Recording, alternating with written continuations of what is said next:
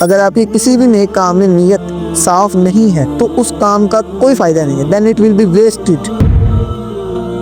اور انسان کو کیا ہی چاہیے کہ اگر اس کو اللہ تعالیٰ کی رضا مل جائے۔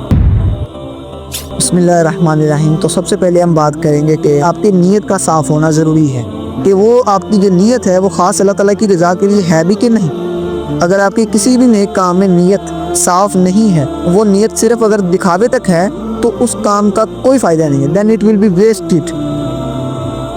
تو سب سے پہلے کسی بھی نیکی کے کام میں ہمیں جو ہماری انٹینشن ہے وہ بالکل کلیئر ہونی چاہیے، وہ اللہ تعالیٰ کی رضا ہی ہونی چاہیے، کیونکہ ایک مسلمان کا سب سے بڑا اپنی زندگی کا جو اس کا گول ہے، وہ سب سے ایک مسلمان اور مومن کا جو سب سے بڑا گول ہوتا ہے نا، وہ اللہ تعالیٰ کی رضا ہی ہوتا ہے۔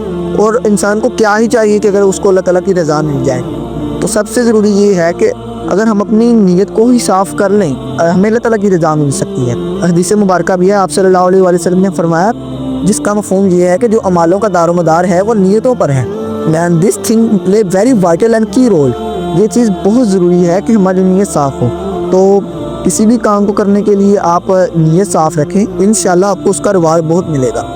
تو اگر ہم کسی بھی کام کو نیکی کا کام کرتے ہیں تو اس کے لیے اگر ہمارے ذہن میں کسی بھی قسم کا دکھاوا یا ریاکاری یا کچھ بھی شامل ہے، تو جیسے کہ آپ کہیں نا کہ کسی بھی اتنی ساری حلال کی کمائی میں کوئی بھی حرام کا ایک ذرہ بھی شامل ہو جائے تو اس کی برکت نہیں رہتی۔ تو اسی طرح ہی اگر ہمارے جو جتنے بھی کام ہیں، نیکی کے کام ہیں، اگر ان میں ریاکاری، دکھاوا یا کوئی بھی ایسی چیزیں آ جائیں تو اس کا ٹیسٹ ختم ہو جاتا ہے اور اس کا جو فائدہ ہے وہ بھی ختم ہو جاتا ہے، کیونکہ ایک مسلمان کے لیے بہت ضروری ہے کہ اس کی نیت صاف ہو۔ اگر ہم دیکھیں تو ہم روزانہ اپنے کپڑوں کی صفائی کرتے ہیں، اپنے گھر کی صفائی کرتے ہیں، تو کیوں نہ ایسا ہو کہ ہم اپنے دل کی بھی صفائی کریں، کیونکہ دل ہی تو ایک ایسا آئینہ ہے جس میں نور ایمان جھلکتا ہے۔ سب سے ہماری جو فرسٹ پرائیورٹی ہے نا، وہ ہمارا یعنی کہ ہماری نیت کا صاف ہونا، سب سے ہماری فرسٹ پرائیورٹی ہماری نیت ہے۔ جزاکم اللہ خیر۔ اللہ